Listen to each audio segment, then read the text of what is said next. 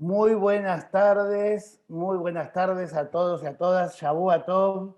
Es un placer, a ver si arrancamos. Es un placer comenzar Sefarad, viaje virtual por las juderías de España, en un primer emprendimiento de este grupo que decidimos hacer desde Lambrot, es viajar, ya que no lo podemos hacer en forma presencial, nada nos detiene y lo hacemos en forma virtual. Es un placer, vamos a recorrer un viaje maravilloso.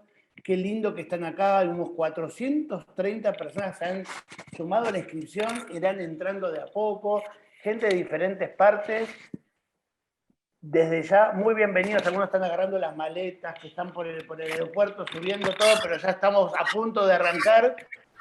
Lo que sí, no sé si llevaron en la maleta una hoja y un lapicero para poder anotar ahí alguna pregunta, algún recorrido, alguna parada. Vieron que todos los viajes tienen esa libretita donde anoto algo del recorrido, algo que me gustó. Traten de registrarlo porque una vez que pasamos al recorrido, que va a durar una hora como mucho, algo que le gustaría puntualizar o alguna pregunta que los guías va a quedar, vamos a tener un tiempo para hacer esa pregunta, ¿sí? Así que, bueno, ya está todo dicho, vamos a ver cómo se armó este proyecto. El líder, el que impulsó un poquitito, Marcelo Tausic, muy bienvenido a Sefarad. Marcelo. Vamos, Dylan, con Marcelo. Gracias, Omi. Gracias, Dylan. Bueno, nosotros somos gente de viajes. Y así empezamos, para los que no nos conocen, en el año 1944.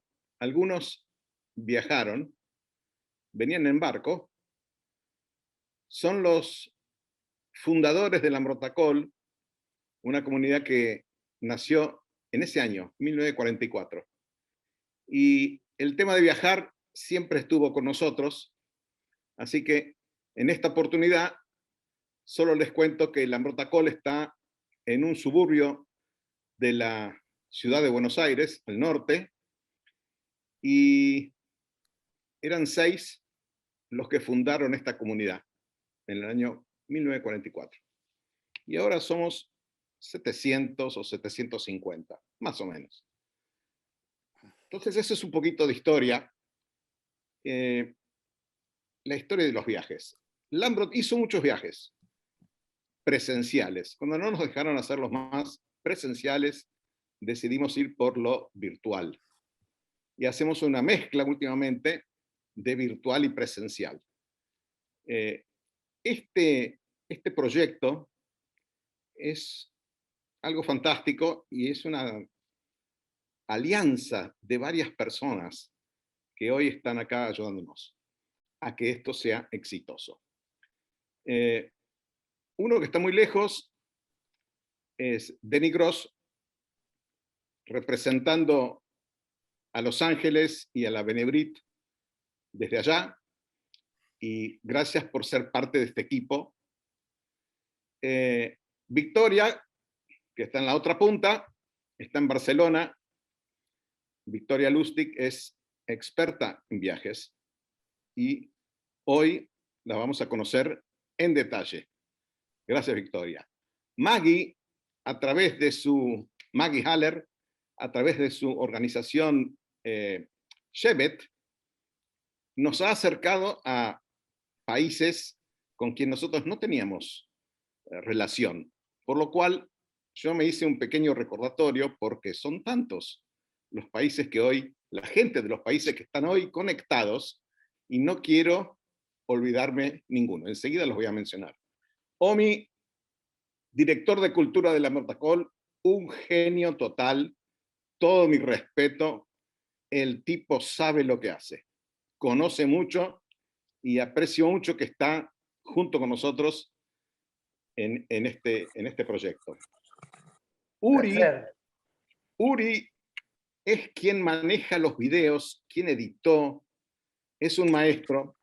No sé si lo vamos a ver o no, pero seguro nos va a escuchar ahora o mañana, en el momento que tenga la grabación. Dylan es nuestro conductor. Él sí va a estar y es quien maneja los botones que para muchos de nosotros son armas secretas, pero él conoce a la perfección. Tenemos un orador, y empiezo con los países, que está en Colombia. Ángel Calderón, Madrid, maestro de muchos en Lambro Tacol, y hoy está en Colombia y va a colaborar con nuestro proyecto. Pero quiero contarles un poco de las alianzas que hemos hecho para llegar a este lugar. No voy a demorar mucho tiempo, pero nuestros hermanos de Chile están en esta alianza y les agradezco que hay muchos de ustedes junto a nosotros hoy. Así que eso es buenísimo. Después voy a nombrar otras personas de países, no voy a nombrar las personas, pero vienen de Costa Rica, Brasil, Uruguay, Perú, El Salvador, México, Canadá, Estados Unidos, Australia, Israel, Alemania, Noruega, Portugal, Inglaterra, Sarajevo, Bosnia-Herzegovina y, por supuesto, España, porque ahí vamos. No quiero dejar de mencionar a un grupo secreto que nos ayuda a financiar, que son los amigos del Lambro del Mundo, que nos empujan y nos ayudan a que esto se haga realidad. Así que espero no haberme olvidado de nadie. Es muy emocionante este viaje para nosotros y seguro que nos va a salir espectacular con la ayuda de Moisés, que también está en España esperando a contarnos lo que va a ser, y otros guías que van a estar, que son del equipo de Victoria. Así que, nada más, les doy la más cálida bienvenida a Lambro Tacol. Es una gran institución. Gracias, Marcelo, por hacernos sentir cómodos y dar el puntapié inicial. Esto arranca así con un video de apertura, y antes, para que después de ese video de apertura, está con nosotros Fabián, que para mandarnos la mejor de las vibras para el viaje. Entonces, esto comienza de esta manera, arranca Sefarad, video de apertura, y después la palabra de Fabián, nuestro rabino de Lambro Tacol. ¿Vamos?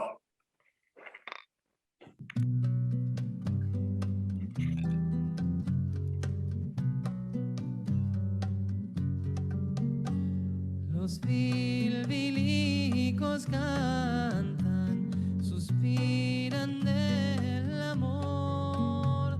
Los bilbilicos cantan, suspiran del amor.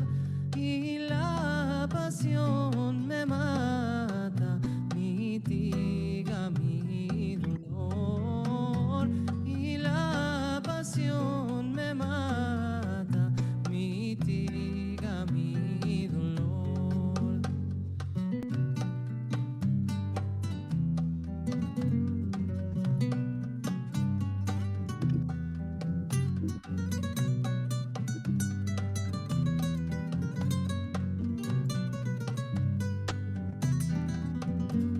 Los bilbilicos cantan en el árbol de la flor.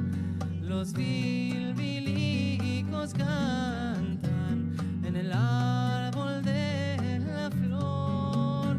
Y la pasión me mata, mitiga mi dolor.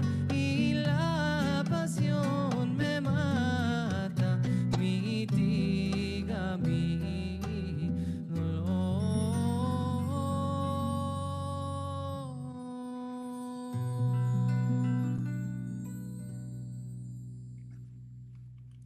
Este es nuestro equipo, nuestro staff de culto, que nos mandan la mejor energía para salir, y unas palabritas de nuestro rabino Fabián, que ya estamos a punto de 6 acá, o de cada uno, estamos saliendo del aeropuerto. Y Fabián, una palabra, bienvenido a nuestro viaje. Que este sea el viaje virtual que nos abre la puerta para muchos viajes presenciales. Simbólicamente, les voy a desear un buen viaje a través de la tfilá, la oración que hacemos para desearnos un buen viaje. Voy a leerles esta oración para que tengamos todos una excelente experiencia de viaje. Yehi ratzon milfaneja, Adonai Eloheinu veloy avoteinu, shetolijainu leshalom, betadrijainu leshalom, betaguiyainu limchos hefseinu lejaim lesimchao leshalom. Betatzileinu mikaf kol oyev veorev velistim vejayot raot baderech, umikol minei puran yotami trashot ubaot leolam, betishlach braja bejol maseadeinu, betitneinu lejenu lejesel rahamim, beineja benei kol robeinu, betishma kol tajanuneinu, kiel shomea tefilá tajanunatá, Baruch atah Adonai, Shomea Tefilá. Que tengan un excelente viaje. Muchas gracias, Fabi. Muy cálido tus palabras. Algunas pero entendimos el mensaje. Estamos juntos, estamos en comunidad internacional, desde la Brota Col, con muchos amigos. Es muy emocionante esto. Y ya, Victoria, contanos dónde vamos a ir en este primer viaje de este programa. Bienvenida. Hola, Omi. Bueno, hoy vamos a ir a un lugar que es el Sefarad y vamos a hacer este viaje por la España judía. Vamos a ir de la mano de Moisés, nuestro guía experimentado, y estoy segura que esta experiencia que vamos a vivir hoy va a abrir vuestro interés y también vuestros corazones. Con Moisés, ustedes van a ir a varias ciudades de Andalucía, a Toledo, a Barcelona. Andalucía ocupa un lugar de privilegio durante la ocupación musulmana. Toledo es una ciudad extraordinaria y Barcelona, capital de la Corona de Aragón, es un lugar tan importante como Toledo en cuanto a población y a cultura. Así que yo agradezco a Lamrot este espacio, todo el esfuerzo puesto, y bueno, vamos rápido, subámonos al bus, que ya arrancamos. Moisés. Hola a todos y Baruchim Abbaim, bienvenidos. Como bien decía Victoria, hoy nos disponemos a recorrer España, Sefarad y su fascinante historia. Se habla de la España de las tres culturas como una época sin parangón en la historia y que a día de hoy se pone muchas veces como ejemplo del multiculturalismo y de lo que tienen que ser las relaciones humanas. Más que de tres culturas, quizás deberíamos hablar de la España de las tres religiones, cuyos integrantes se toleraron, algunas veces coexistieron y rara vez convivieron. Aún así, es importante destacar el acervo cultural que judíos y musulmanes dejaron en nuestra historia. Sin su aportación, España no sería lo que es hoy. Y claramente el judaísmo de hoy no sería lo mismo sin la aportación de esos judíos andalusíes, castellanos, aragoneses, que se adelantaron a su tiempo en una época de oscurantismo y poco desarrollo intelectual. Por todo ello, les invito a acompañarnos en este fascinante viaje que iniciamos ahora. Arrancamos, Dylan. Nesiá Tová.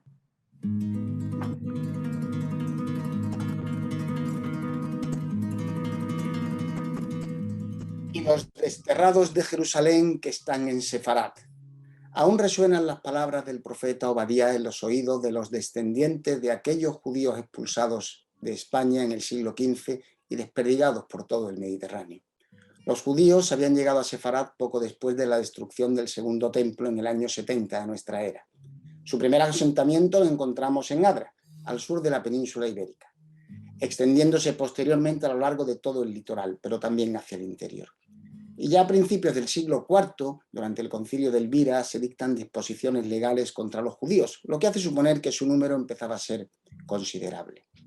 Los visigodos, que reemplazaron a los romanos en el control de la península ibérica, los maltrataron, expulsaron y sometieron a esclavitud, por lo que no es de extrañar que la llegada de los bereberes en el año 711 supusiera para los judíos peninsulares una nueva vida. La llegada de los árabes hace que Córdoba se convierta en capital del Emirato Independiente y posteriormente en la capital del Califato Omeya, y se erija como una de las ciudades más avanzadas de Occidente, solo superada por Constantinopla. Los reinados de Abderramán III y su hijo Al-Hakem II fueron un periodo de esplendor difícilmente superable, donde florecieron la ciencia, la astronomía, las matemáticas, la literatura, la poesía. Al mismo tiempo, el califa consiguió doblegar a los reinos del norte y someterlos mediante el pago de tributos. En esa Córdoba tolerante, aunque no exenta de fricciones entre los grupos religiosos que conformaban la sociedad, es donde se inicia lo que se ha dado a conocer con el nombre de la Edad de Oro del judaísmo español, época de gran esplendor donde suenan los nombres de Hasdai ibn Shaprut, Moshe ibn Enoch, Salomón ibn Gabirol, Yudah Levi, ibn Tibón y por supuesto no podemos olvidarnos del gran Maimónides. El colapso del califato a principios del siglo XI hace que Córdoba entre en decadencia y surjan los llamados reinos de taifas, algunos de los cuales intentan emular y replicar esa sociedad avanzada y ávida de conocimiento que se dio durante la época del califato. Las invasiones almorávide y posteriormente almohade terminaron con ese periodo de esplendor en el territorio que los árabes habían denominado Al-Ándalus. Durante varios siglos, Córdoba y posteriormente Lucena fueron los enclaves más importantes de la cultura judía peninsular. Esta última ciudad, Lucena, estaba habitada exclusivamente por judíos y fue sede de una academia de estudios talmúdicos de fama universal. Tras el declive de las academias babilónicas de Shura y Pumbedita, son Córdoba y especialmente Lucena los centros del saber judío en todo el orden. Precisamente en la ciudad de Lucena se descubrió hace unos años el cementerio judío más grande y mejor conservado.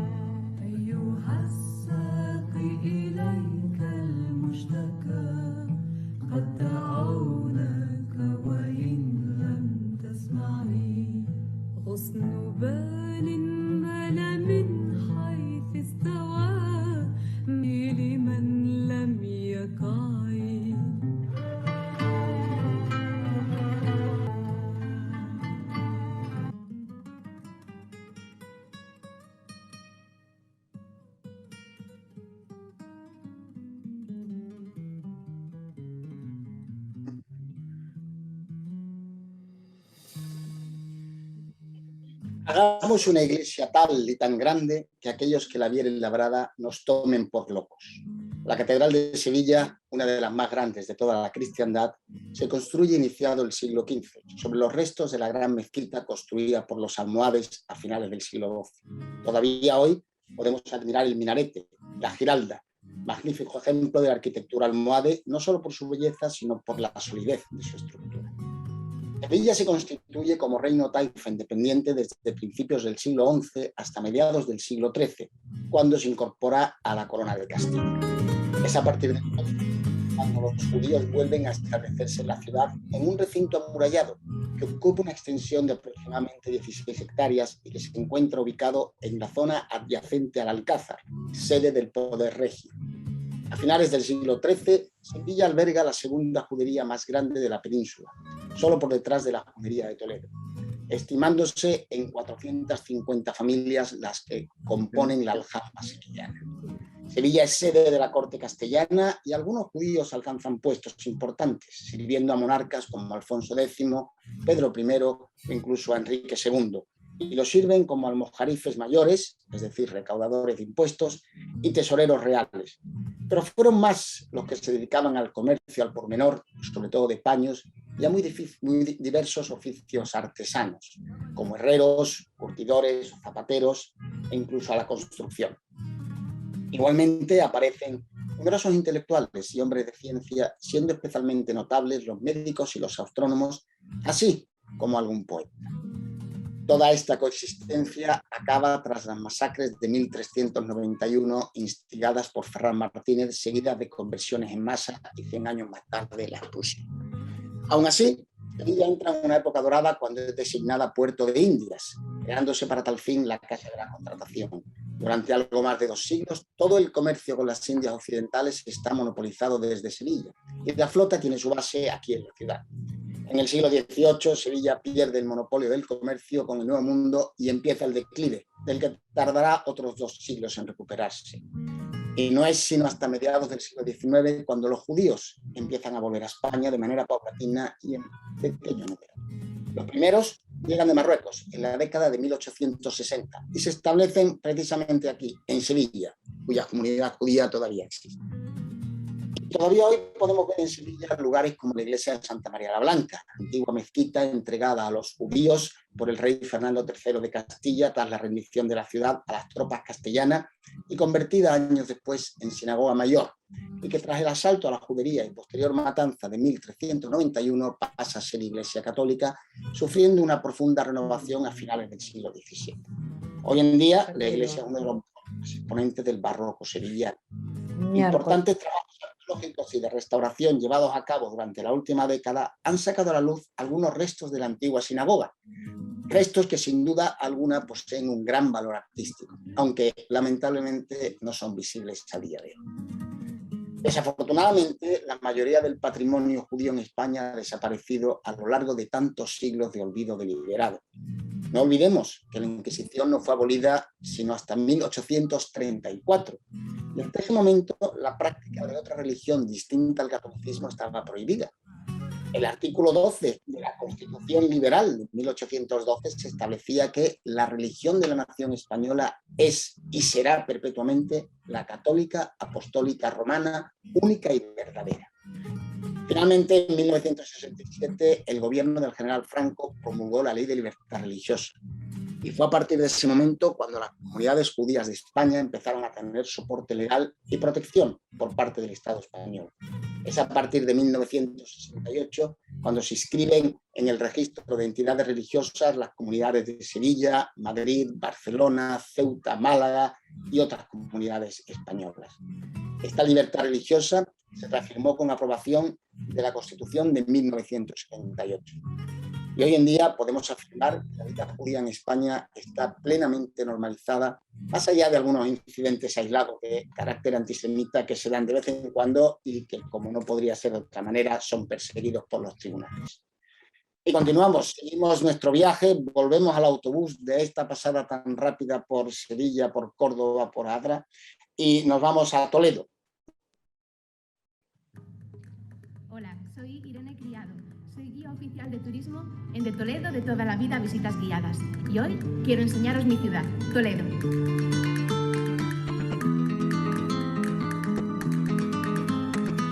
Toledo, ciudad milenaria que exhala historia, se sitúa en el centro de la península ibérica, sobre un promontorio rocoso y rodeada por el río Tajo.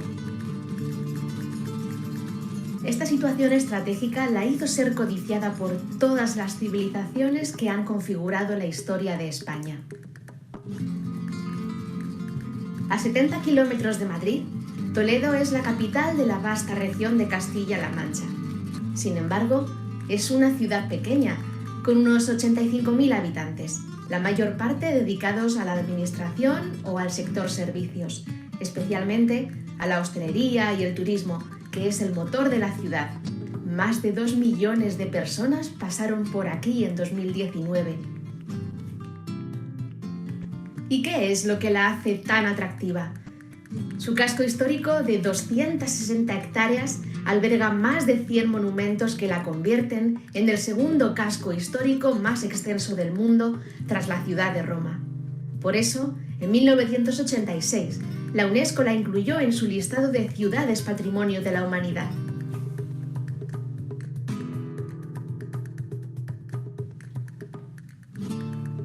Hace 2000 años, el Imperio Romano bautizó como Toletum a la pequeña ciudad fortificada que conquistaron y a la que dotaron de todas las comodidades: calles, agua corriente, baños públicos, templos. En el siglo VI, los visigodos distinguieron a Toledo como la primera capital de España, por lo que fue objetivo principal de los musulmanes cuando invadieron la península ibérica en el 611.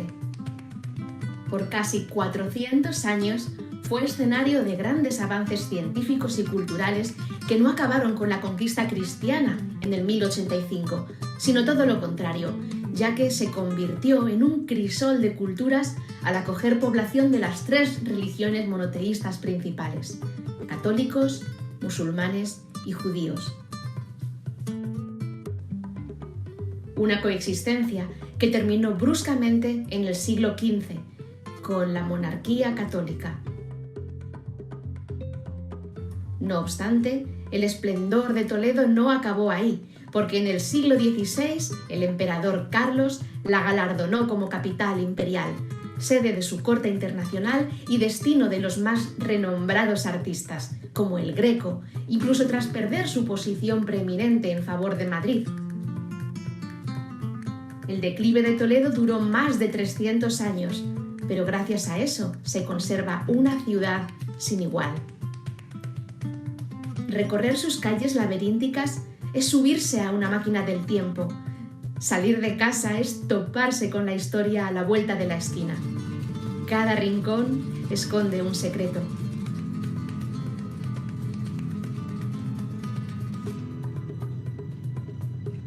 Pero en Toledo hay muchos Toledos, diferentes épocas, distintas gentes, estilos variopintos.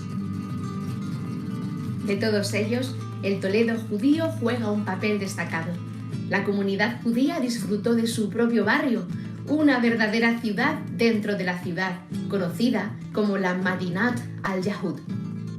Pero, ¿cuándo llegaron los primeros judíos a Toledo? La verdad es que no lo sabemos con seguridad. Hay quien remonta el origen de los judíos sefardíes a la primera diáspora y a la llegada de cierta estirpe regia y levítica. Incluso se ha barajado que el nombre de nuestra ciudad esté íntimamente relacionado con el libro Toledot, Generaciones. Pero lejos de estos antecedentes legendarios, la primera prueba fehaciente data del siglo IV, en el ocaso del Imperio Romano. Se trata de una pequeña lámpara de aceite con una menorá estampada. Ya en época visigoda, se tiene constancia de la presencia judía por las leyes dictadas en su contra y por las cuales su vida cotidiana se fue haciendo más y más difícil. Por cierto que es a los visigodos a quien se les atribuye la llegada a Toledo de la Mesa de Salomón, procedente de Roma, y el haberla escondido tan bien que aún hoy hay quien la sigue buscando en los pasadizos que atraviesan el subsuelo de nuestra ciudad. Con el clima tan asfixiante al que estaban sometidos los judíos en el siglo VII, no es de extrañar que recibieran esperanzados a ese nuevo pueblo conquistador procedente del norte de África. Como gente del libro que eran, los musulmanes prometían la tolerancia que los visigodos católicos habían negado a los judíos. De entrada, su situación en la ciudad se oficializó en el año 820, cuando se tienen noticias del levantamiento de una cerca que rodease su barrio. Además, en pocos años dio comienzo, entre los siglos X y XI, esa etapa de esplendor de la cultura judía conocida como Edad de Oro, protagonizada por filósofos, poetas, científicos, políticos, místicos. Al mismo tiempo, la inestabilidad entre los distintos reinos musulmanes hizo que la aljama toledana se viera favorecida por la llegada de judíos procedentes del sur. Así pues, en una Toledo cristiana desde el siglo XI, tuvieron cabida intelectuales de todos los ámbitos. Este ambiente no fue sinónimo de una vida fácil y despreocupada, pues no solo los judíos eran considerados propiedad regia y estaban sometidos a ciertos impuestos como minoría religiosa que eran, sino que de cuando en cuando habían de soportar linchamientos y hasta matanzas contra su comunidad.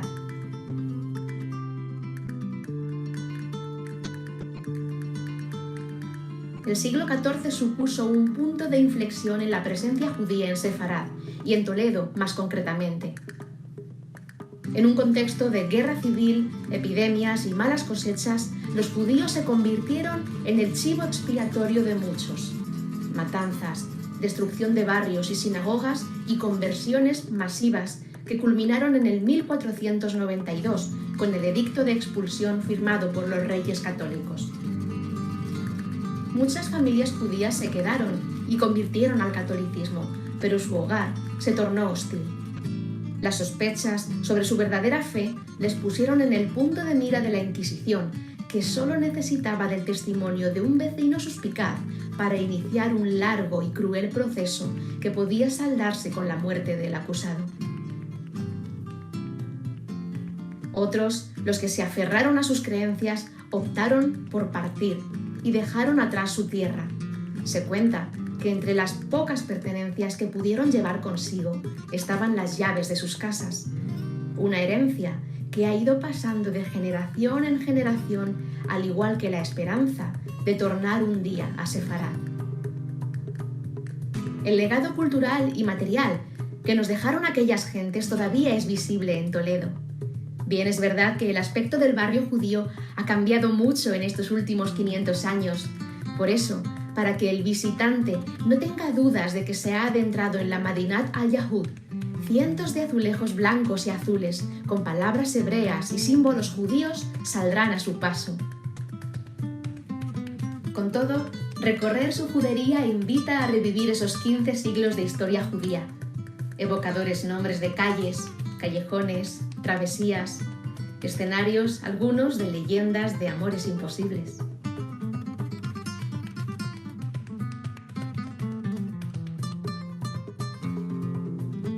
Pero sin lugar a dudas son las 2 sinagogas medievales de las 10 que llegó a haber las huellas más visibles y simbólicas de los sefardíes en Toledo.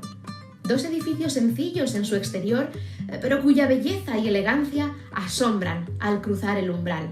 Ambas sinagogas son el mejor ejemplo de aquella coexistencia de las 3 religiones en el medievo. Obras encargadas por judíos, levantadas por mudéjares y todo en territorio cristiano. La más antigua de las 2 es Santa María la Blanca, de principios del siglo XIII. Sus arcos de herradura y su exquisita decoración son la prueba del prestigio que el arte andalusí adquirió en toda la península y en todos los sectores de la sociedad. Actuó como la sinagoga mayor de Toledo hasta que a principios del siglo XV fue convertida por la fuerza en iglesia. De ahí el pintoresco nombre actual para esta sinagoga.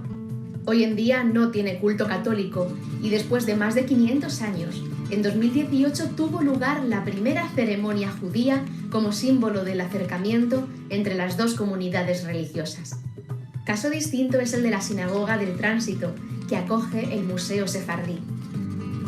De nuevo, su sala de oración rebosa el gusto por el arte andalusí, desplegado para ensalzar la nobleza y el honor de su fundador, Samuel Haleví, quien a mediados del siglo XIV fue tesorero mayor de Castilla, mano derecha del rey Pedro I y cabeza visible de la aljama toledana.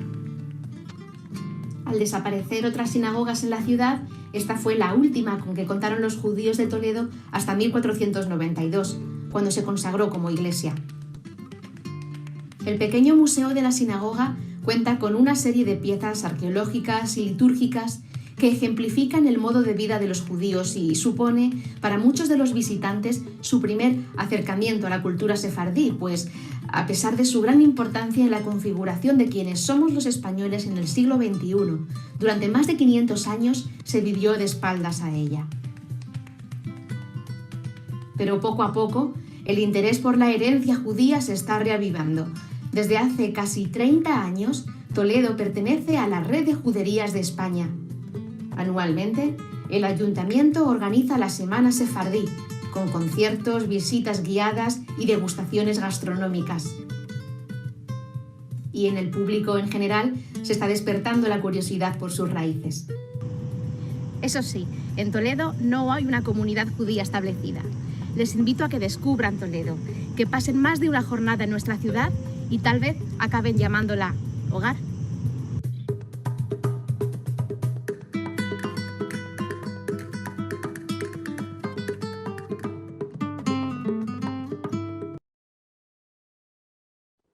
Irene, ha sido fascinante y, como bien has dicho, cada rincón esconde un secreto. He estado en Toledo demasiadas veces, nunca son demasiadas, y siempre descubro algo nuevo. Y la verdad es que si Sevilla es una ciudad maravillosa desde el punto de vista judío, Toledo lo es aún más. Así que gracias por esta visita que nos has hecho a tu ciudad de nacimiento, que la hemos disfrutado muchísimo. Y tenemos que seguir en nuestro viaje y cambiamos de reino. Dejamos el reino de Castilla y nos adentramos hacia el norte, al reino de Aragón, concretamente a Barcelona, donde nos está esperando ya Victoria. Victoria, estamos en tus manos.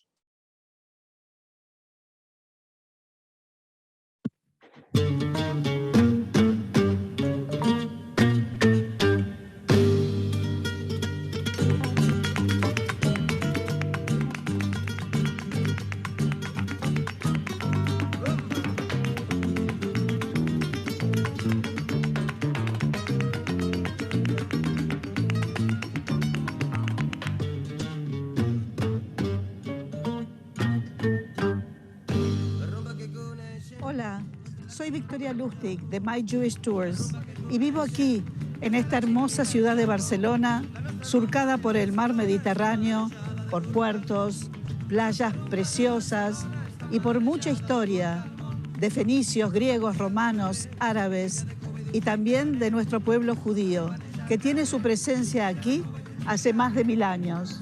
Yo ahora los invito a hacer un recorrido por esta Barcelona judía. ¿Vamos?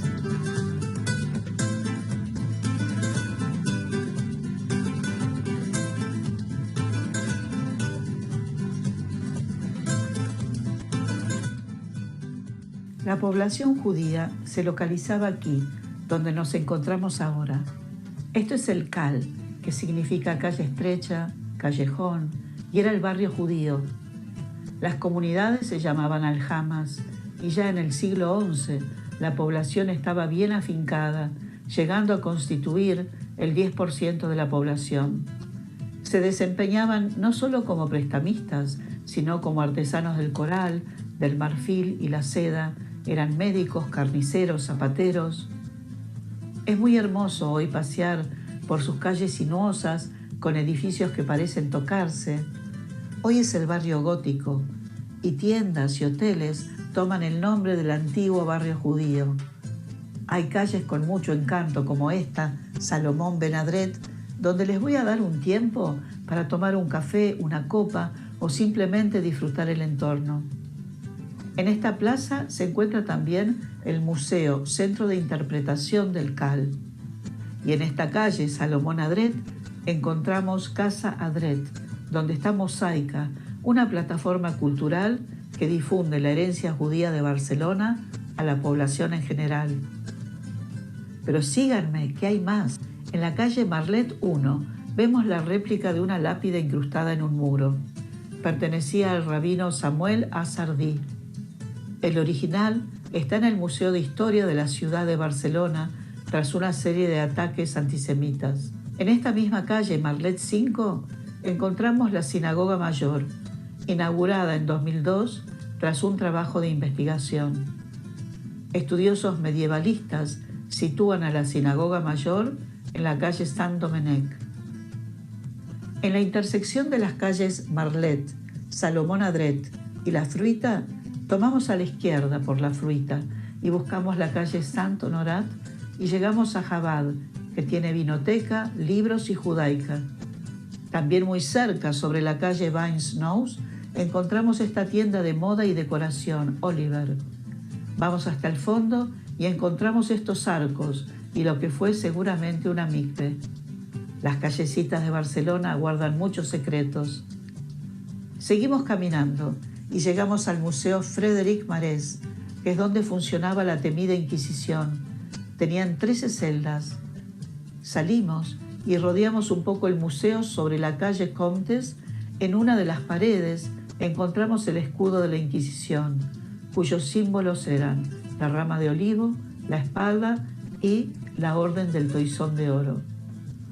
Frente a la puerta del museo vemos un muro que fue construido con piedras de las lápidas hebreas del cementerio judío que se encontraba en Montjuïc, el monte judío. En la ciudad hay por lo menos 60 de estas piedras. Llegamos a la Plaza del Rey, donde estaba el palacio del rey de Aragón y de los condes de Barcelona. El condado de Barcelona dependía de la corona de Aragón. El rey Martín el Humano, que era muy gordo y enfermo, hizo construir la torre para poder ver el mar. En esta plaza también tuvo lugar la famosa disputa teológica entre Rambán y el converso Pablo Cristiani. Fue una disputa entre judaísmo y cristianismo. Rambán demolió a Cristiani, pero fue condenado al exilio. En la Plaza del Rey está el Museo de Historia de la ciudad de Barcelona, muy recomendado.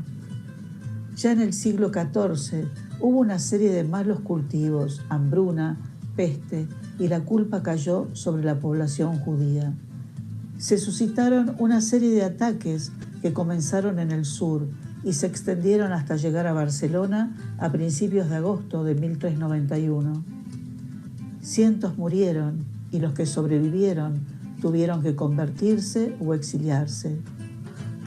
A partir de los ataques de 1391 y luego con la expulsión dictada por los reyes católicos en 1492, hubo un gran silencio hasta muchos siglos después.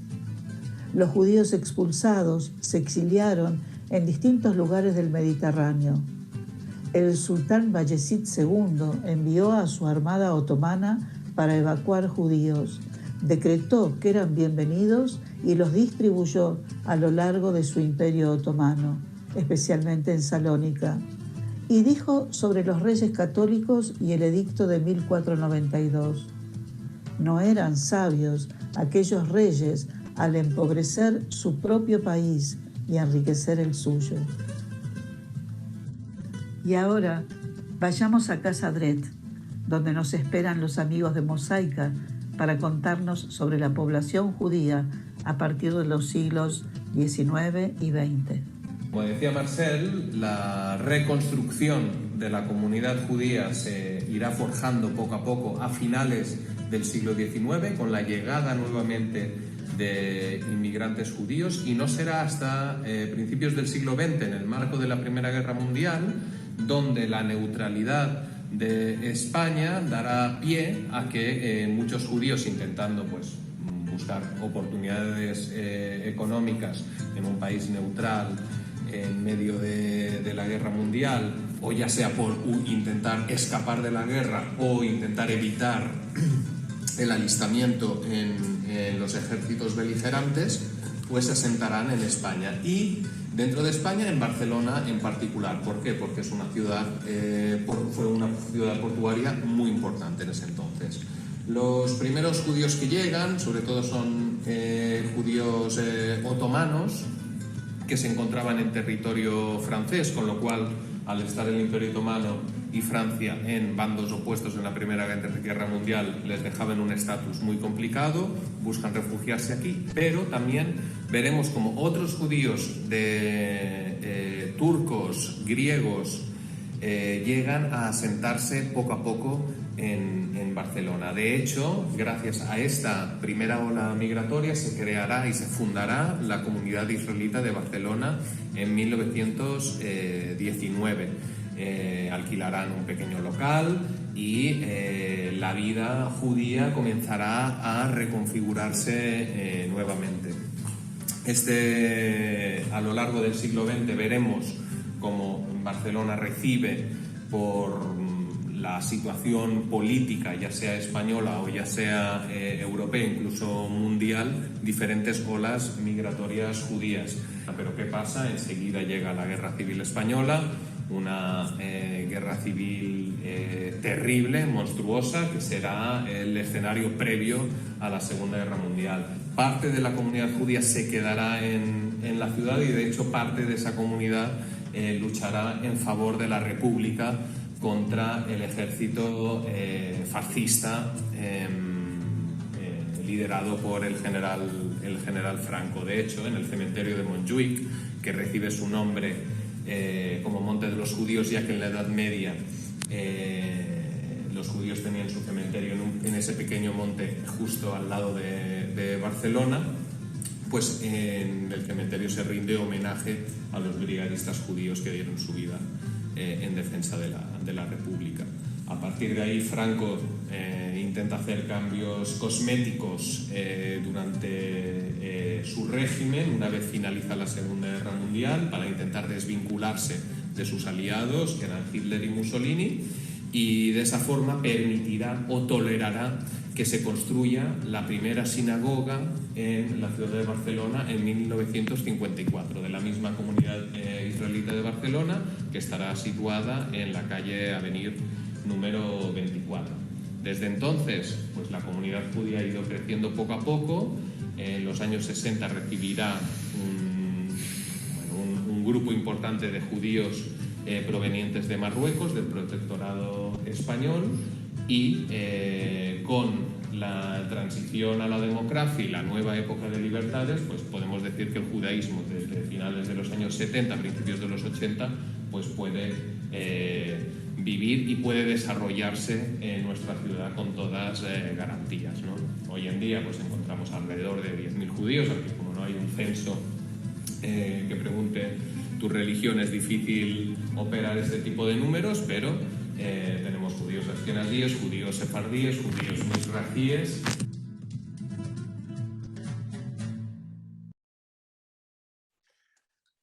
Victoria, muchísimas gracias por llevarnos por las calles del CAL y sumergirnos en la vida judía de la Barcelona medieval. Y bueno, hasta aquí nuestro viaje. Llevamos toda la tarde viajando y viendo cosas, así que yo creo que es momento de ir a tomar unas tapas, que no solo de cultura se alimenta al hombre. Muchas gracias por acompañarnos.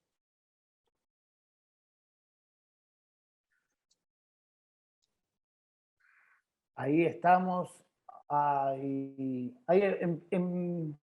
Hay preguntas, ¿no? Creo que hay algunas preguntitas, ahí fueron poniendo en el chat. También algunos apersonaron de dónde vienen, lo pueden poner en el renombre, pero es importante que recibimos un montón de información y quien pueda preguntar, tenemos unos minutos para eso, pero ahora vamos a Victoria. ¿Querés ir cerrando el viaje o vamos a las preguntas? Como quieras. Sí, no, si vos tenés algunas preguntas, porque en el chat hay algunas preguntas y queremos saber qué sensación tuvo la gente o qué inquietudes, cómo lo fueron viviendo, ¿no? Contesto una pregunta que vi ahí acerca de si Toledo es el casco antiguo mayor de España. Creo que es Sevilla, y tal vez esto me lo puede confirmar Moisés, pero Sevilla tiene el casco antiguo más extenso de España. Realmente aquí hay que diferenciar entre casco histórico y casco antiguo. Entonces, en Sevilla, como se considera casco histórico todo lo que está dentro de la muralla de Sevilla, la muralla almohade, tiene aproximadamente 7,5 kilómetros de largo. Entonces hablamos de un casco, lo que llamamos el centro en Sevilla, todo eso lo llamamos el centro de Sevilla, que es un centro pues, de aproximadamente 300 hectáreas. Entonces hay que diferenciar entre casco antiguo y casco histórico. Hay zonas del casco histórico de Sevilla que no son de la zona antigua, ¿no?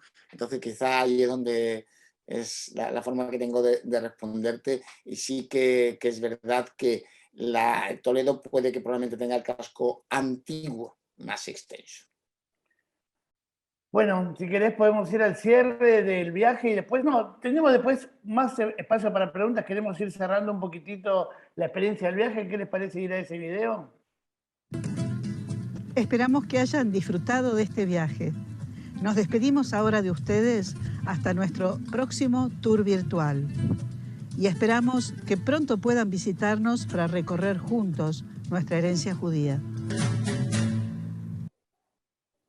Pero todavía falta un poquito recorrer porque tenemos un video muy especial de Ángel Calderón, quien fue mi moré, que está acá con nosotros y después de todo lo que vinimos, escuchamos, sentimos de masacres, matanzas, hay algún mensaje muy, pero muy importante que no puede estar fuera de este emotivo viaje y es unas palabras de Ángel Calderón. ¿Vamos a ellas? De boca del rey, escuché las siguientes palabras. Esto no me lo voy a olvidar nunca en mi vida porque lo sentí con mucha emoción. Él habla del reencuentro, que no solamente es a la gran historia del reencuentro, sino que es que los judíos aceptaron sin rencor el silencio de la España mecida en el olvido. Y quiero referirme a las palabras cuando él habla del sentido y dice lo siguiente: quiero asociar la palabra reencuentro con otra igualmente relevante, gratitud. Y dice lo siguiente: queridos sefaradim, gracias por vuestra lealtad y por guardar como un preciado tesoro vuestra lengua, el judeo español, o judesmo, y también la jaquetía, y vuestras costumbres, que no son otras que las nuestras. Y gracias también por haber hecho prevalecer el amor sobre el rencor, y por haber enseñado a vuestros hijos a amar esta patria española.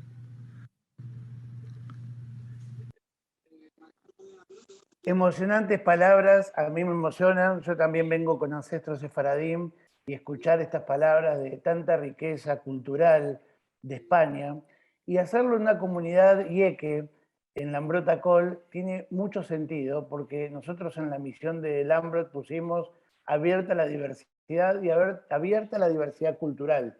Y este viaje nos nutre de mucho sentido. Acá preguntan, de Shevet, ¿no? Hay una pregunta que es, ¿cuál es actualmente el número de judíos que viven en España? Algunos más o menos tienen algún número estadístico de cuántos judíos son los que viven en España actualmente. Bueno, aquí permíteme, Omar, que las cifras oficiales que dan desde el Ministerio de Justicia, que es de quien depende la Dirección General de Instituciones Religiosas, hablan de 45.000 judíos en España. A mí me parece un número quizá un poco elevado, sobre todo porque más o menos en España yo diría que el 80% de los judíos que viven en España están afiliados a alguna comunidad, aunque no asistan, ¿no? Y realmente los números que tenemos no son tan altos como para dar esos 45.000 judíos de los que habla el ministerio, ¿no? Yo creo que una cifra más real, hablo a título personal y por lo que he estudiado, yo hablaría de unos 30.000, 32.000 judíos a lo sumo podría haber en España. Pero digo que oficialmente el Ministerio de Justicia da el número de 45.000 y es también el número que da la Federación de Comunidades Judías de España. Impresionante, muy bueno. Y es bueno escuchar el perdón. De acá preguntan quién es Ángel Calderón. Marcelo Tauzic, ¿vos podés contar quién es Marcelo? Porque preguntan, ¿no? Está Marcelo, él es un amigo de Lambrot, un moré, un referente, un líder comunitario que estuvo trabajando en Lima, también en otros países. Bueno, querés contar un buen Madrid, por decirlo así, ¿no, Marcelo? Sí. Ángel fue tan buen Madrid que el grupo que él tenía en Lambrotacol, cuando trabajaba en Argentina, lo sigue viendo como su Madrid y su maestro. Y entre Madrid y maestro hay una enorme diferencia. Y Ángel es su maestro. Y ese comentario que hizo desde Bogotá, Colombia, que es donde vive ahora, a muchos de nosotros nos impresiona porque él estuvo en España cuando el rey pidió perdón a los judíos después de 500 años de haberlos despachado, por decir algo. Entonces, para nosotros Ángel Calderón es una gran figura, es un gran tipo, lo que vendemos mucho. Trabajó muchos años en Lambrotacol, en Argentina, y ahora está, después de de un periplo importante en su vida profesional, hoy está en Bogotá, en Colombia, y su palabra nos emociona y nos retrotrae a lindos momentos que hemos pasado con él. Por eso digo, es un maestro. Sí, un maestro que nos trajo en este viaje la palabra del perdón del rey, que creo que es una manera de elaborar el pasado, las heridas, y no sé, nosotros tenemos el Día del Perdón y validamos mucho esta reparación histórica que hace tan bien. Acá preguntan si hay muchos judíos en Colombia, alguna preguntita más podemos ir tomando, y también podemos ir activando qué me voy llevando de este viaje, con qué me quedé pensando, qué me resonó. Está el chat abierto porque ya nos quedan unos poquitos minutos para estar juntos.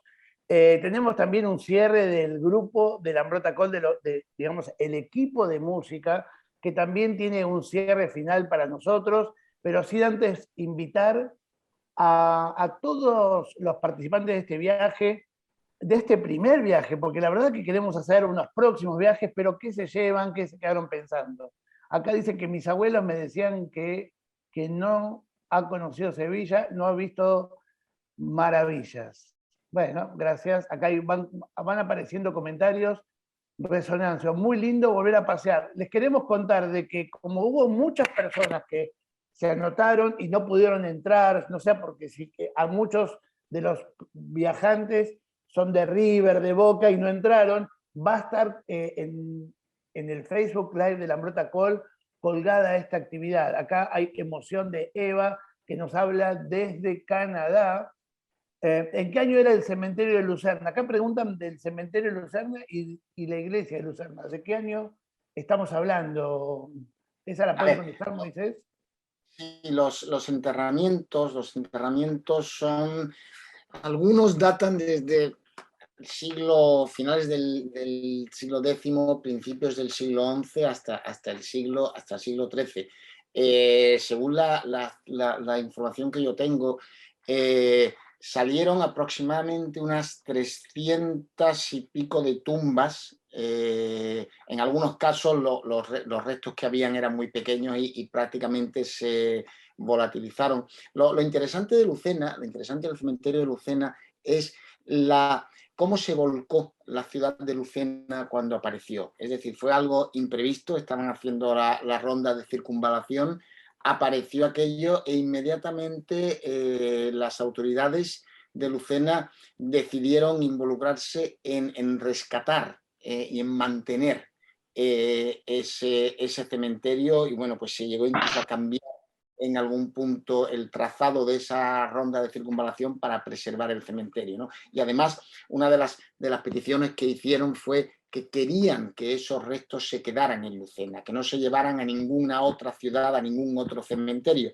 Y por ello decidieron además dejar el sitio donde se encontraron. En las imágenes del vídeo hemos visto que vino la Rabanut desde Israel, colaboraron con la Hebrea Kadisha de Madrid para reenterrar todos los restos que aparecieron en el mismo sitio donde aparecieron. Realmente toda la ciudad se volcó en rescatar su pasado judío. Realmente emocionante. No ha pasado siempre en España, han aparecido otros enterramientos y no siempre la actitud de las autoridades ha sido la que tuvieron las autoridades de Lucena en cuanto a mantener los restos de sus conciudadanos, porque para ellos eran ciudadanos de Lucena.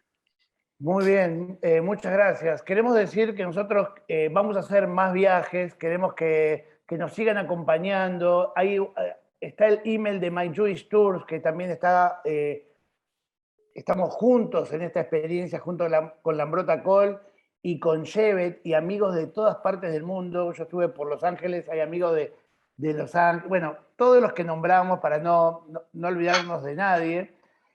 Acá es info@myjewishtours.com y si no a Cultura, que es el área de cultura, cultura@lambrot.org, Lambrot sin la B, y esto va a estar colgado en el Facebook Live de Lambrota Col, ¿sí? Así que ahora, ¿qué palabra me llevo de este encuentro? La podemos ir poniendo en el chat. Si no hay más preguntas, ¿ustedes detectan alguna otra pregunta? Vamos activando el chat para que nos regalen una palabra de qué me llevo de este encuentro. Ahí dice, muy movilizador, conocí a Sevilla y Toledo, pero esta experiencia sefarad me mueve a pensar en volver pensando a darle en otra mirada. Bueno, más, ¿no?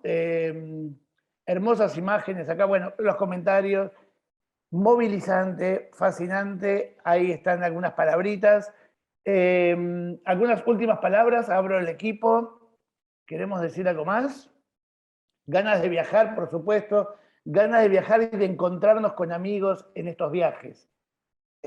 Vamos, mientras van exponiendo las palabritas y alguna preguntita, ¿algo más? A ver, tomamos.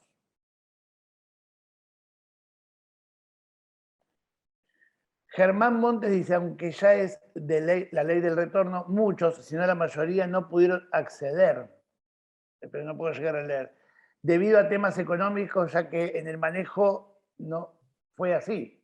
De todos modos, esa cifra de población puede ser hasta más en todo el Caribe americano. Hay demasiados descendientes de sefaradín y el corazón van y eso no cambiará. Claro, por supuesto, no cambiará. El aporte de los sefaradín a la intuición en Oriente fue equilibrando un poco, por supuesto. Saludos y gracias. Sí. Te comento simplemente muy rápido. Ha habido hasta el plazo de la ley fue de 1 de octubre de 2015 hasta 30 de septiembre de 2019 y ha habido aproximadamente 140.000 peticiones.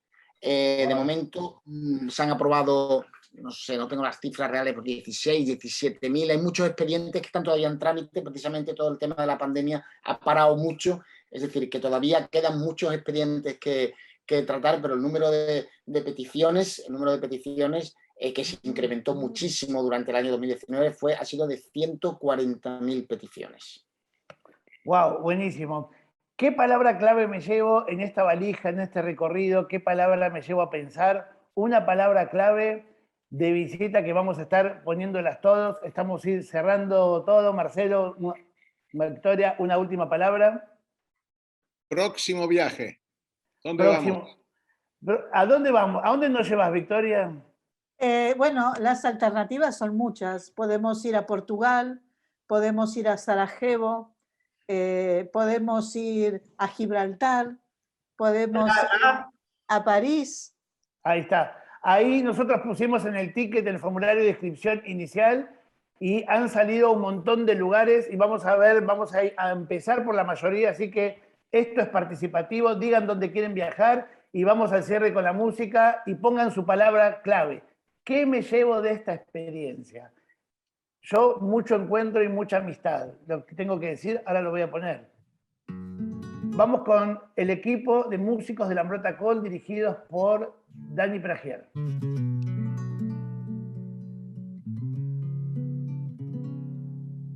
Tu madre cuando te parió y te quitó al mundo, corazón ella no te dio para amar segundo, corazón ella no te dio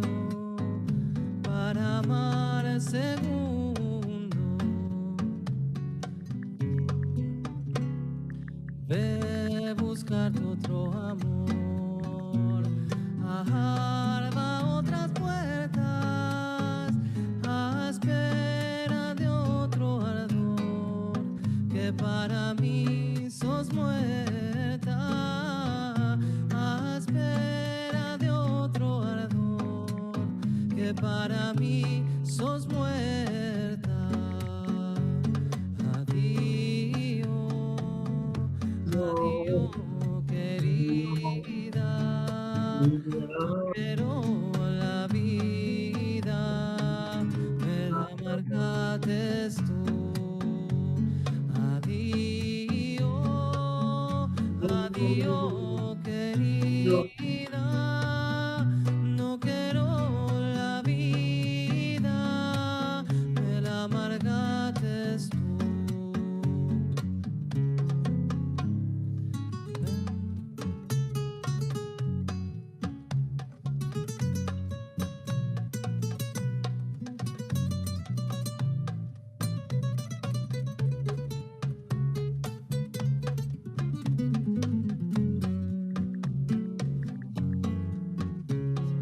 De buscar otro amor, ajarba otras puertas, a espera de otro ardor, que para mí sos muerta, a espera de otro ardor, que para mí sos muerta.